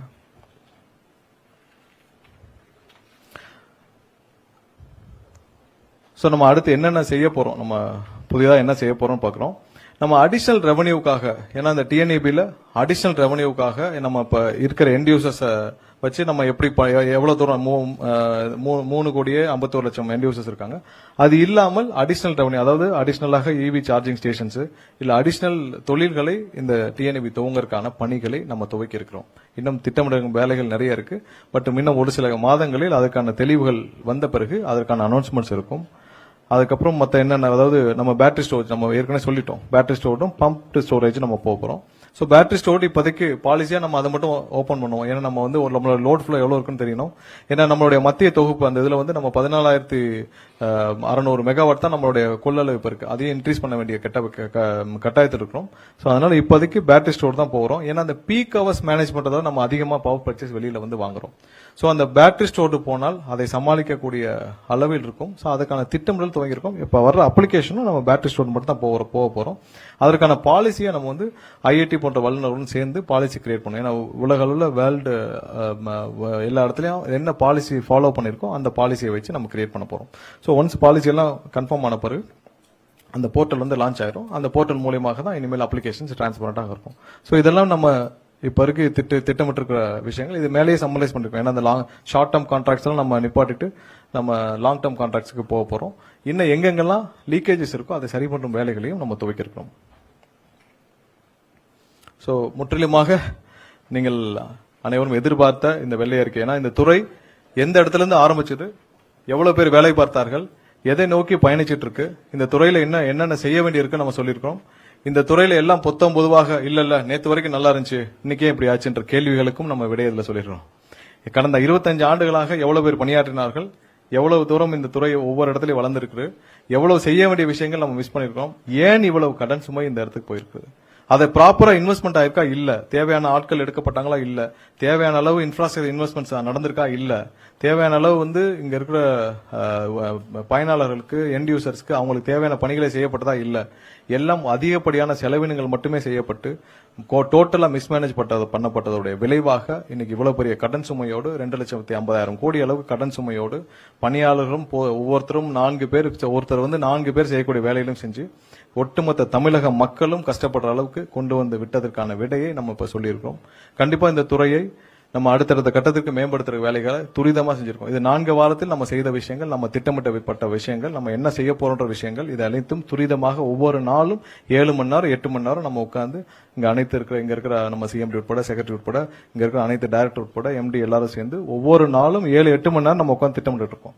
ஒவ்வொரு நாளும் அடுத்தடுத்த வே ஃபார்வர்டிங்ல நம்ம போயிட்டு இருக்கோம். கண்டிப்பா அடுத்த வர்ற ஒரு சில மாதங்களில் ஒரு சில ஆண்டுகளில் இந்த துறையை மேம்படுத்துறதுக்கான வேலைகளை முழு அளவில் ஒவ்வொரு நாளும் அதை நோக்கி தான் பயணிச்சிட்டு இருக்கோம். ஏன்னா இந்த வருஷமே 20,000 பேர் உள்ள வராங்கன்றதே ஒரு பெரிய விஷயம். அது இல்லாமல் புதிதாக எங்கெங்க நம்ம இன்வெஸ்ட் பண்ண போறோம்னு சொல்லியிருக்கோம், எந்தெந்த இடத்துல இன்வெஸ்ட் பண்ண போறோம்னு சொல்லியிருக்கோம். கம்ப்ளீட் டீடைல் லிஸ்ட் உங்களுக்கு எல்லாருக்கும் இப்ப முடிஞ்ச உடனே கையில கொடுத்துருவாங்க. என்னன்னு இந்த டோட்டல் பிரசன்டேஷனும் இந்த வெள்ளை அறிக்கையும் எல்லாம் கொடுத்துருவோம். கண்டிப்பா இதை மேம்படுத்துறதுக்கான வேலைகள் இன்னும் ஒரு சில ஆண்டுகள், ஏன்னா இவ்வளவு தூரம் பொறையோடு இருக்கிற இடத்துல நம்ம இன்னும் ஒரு சில ஆண்டுகள் பிடிக்கும். ஆனால் அதற்கான வேலையை நாங்கள் வந்தவுடன் துவக்கி விட்டோம் சொல்றது தான் இந்த மீட்டிங்.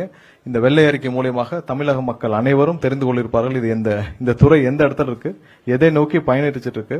இப்போ இந்த துறையை நம்மளுடைய தமிழக அரசு அண்ணன் விஜய் தலைமையிலான அரசு மட்டும் எடுக்கவில்லை என்றால் இந்த துறை இன்னும் ஒரு சில மாதங்களில் ஒரு சில வருடங்களில் முற்றிலுமாக தனியாருக்கு தாரை வார்க்கப்பட்டிருக்கும். அதை தவிர வேற வழி இல்லை. ஏன்னா இதே நிலைமையில போச்சுன்னா வேற மற்ற ஸ்டேட்டுகள் மாதிரி ஒரு 59% இல்ல 51% நம்ம யாராவது ஒரு பிரைவேட்டுக்கு கொடுத்துட்டு வேற யாராவது அம்பானி அதானி கையில கொடுத்துட்டு நம்ம வந்து தள்ளி நின்று வேடிக்கை பார்க்கக்கூடிய சூழ்நிலை உருவாகி இருக்கும். அதை கண்டிப்பாக தடுப்போம்.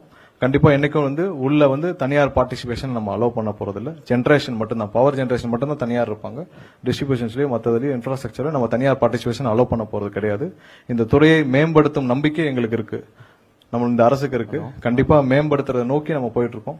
இன்னும் ஒரு சில ஆண்டுகளில் கண்டிப்பாக முழுமையாக மேம்படுத்துவோம் என்ற நம்பிக்கை முழு அளவில் இருக்குது.